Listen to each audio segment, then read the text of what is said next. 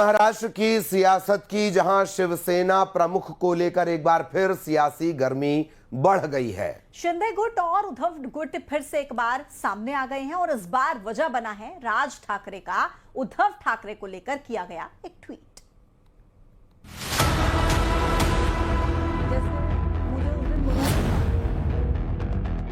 महाराष्ट्र में ठाकरे ब्रदर्स की जुगलबंदी, सियासत में शुरू हुई नई घेरेबंदी, राज ठाकरे की शिवसेना प्रमुख वाली गोगली। महाराष्ट्र की सियासत के केंद्र में एक बार फिर से उद्धव ठाकरे आ गए हैं। कभी ठाकरे बंधुओं की नजदीकी चर्चा का विषय बन जाती है, तो कभी बीजेपी से उनकी नजदीकी की चर्चा सरेआम होती है। नई चर्चा उस वक्त शुरू हुई जब उद्धव के 65वें जन्मदिन पर राज ठाकरे मातोश्री जा पहुंचे और भाई को गले लगाने के बाद सोशल मीडिया एक्स पर जो पोस्ट राज ने किया, उसने महाराष्ट्र की सियासत में नया भूचाल खड़ा कर दिया। दरअसल राज ठाकरे ने ट्वीट कर उद्धव ठाकरे को शिवसेना का प्रमुख बता दिया, जिसके बाद शिवसेना के दोनों धड़े आमने सामने आ गए। मेरे ख्याल से राज ठाकरे जी का ट्वीट जिसने भी किया है वो शायद माजी शिवसेना प्रमुख ये लिखना भूल गए रहेंगे। वो जो माजी लिखना है वो भूल गए रहेंगे, इसीलिए वो शिवसेना प्रमुख एक्चुअली राज ठाकरे जी को कहना है कि माजी शिवसेना प्रमुख उद्धव ठाकरे, क्योंकि जाहिर सी बात है शिवसेना आज हमारा पार्टी है। शिवसेना का जो ये सिंबल है ये भी हमारा है, और शिवसेना हमारे पार्टी के जो प्रमुख है एकनाथ शिंदे साहब, वो भी हमारे हैं। शिवसेना प्रमुख को लेकर अब सवाल खड़े हो रहे हैं कि शिवसेना प्रमुख कैसे लिख दें उन्होंने। क्या सवाल है, क्यों सवाल खड़े हुए? शिंदे कैंप बोले कि शिवसेना प्रमुख तो वो हैं। कौन है? एक बोलना एकनाथ शिंदे बोलो मैं शिवसेना प्रमुख है, बोलते क्या देखेंगे। वो तो शाह सेना के प्रमुख है, शिवसेना के तो शिवसेना के प्रमुख तो बाला साहब ठाकरे, उद्धव जी ठाकरे है। बीते 20 साल में ये तीसरा मौका है जब राज ठाकरे मातोश्री पहुंचे हैं, और ये मुलाकात न सिर्फ ठाकरे परिवार का पुनर्मिलन है, बल्कि महाराष्ट्र की राजनीति में बदलाव का बड़ा संकेत है, जिसने मुंबई ही नहीं बल्कि पूरे महाराष्ट्र में नई सियासी जुगलबंदी कर दी है, जो विरोधियों के लिए किसी गुगली से कम नहीं है। देखना होगा कि ठाकरे परिवार के सियासी दुश्मन कैसे इस गुगली को खेलते हैं।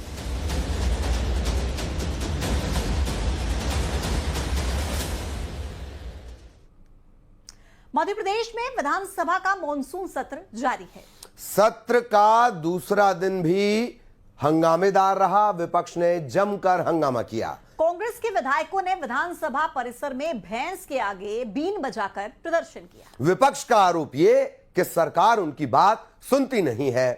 और कल विपक्षी विधायक गिरगिट लेकर भी सदन में पहुंचे थे, और उधर बीजेपी ने अब कांग्रेस पर हमला बोल दिया। बीजेपी का आरोप कि कांग्रेस के लोगों को ट्रेनिंग दी है, लेकिन कांग्रेस में आस्तीन के सांप इतने हैं कि उनके लिए बीन बजाना जरूरी है।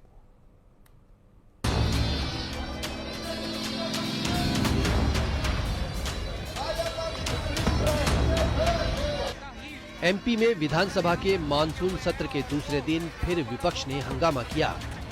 सत्र की कार्यवाही शुरू होने से पहले कांग्रेस के विधायकों ने सरकार के खिलाफ प्रदर्शन किया। विधानसभा परिसर में कांग्रेस विधायकों ने भैंस के आगे बीन बजाकर अपना विरोध जताया। कांग्रेस का आरोप है कि प्रदेश में हो रहे घोटालों को लेकर सरकार सदन में जवाब नहीं दे रही है। उधर कांग्रेस के विरोध पर सीएम डॉक्टर मोहन यादव ने तंज कसते हुए कहा कि कभी गिरगिट लाते हैं, कभी भैंस के आगे बीन बजाते हैं। विपक्ष को मर्यादा बनाकर रखनी चाहिए।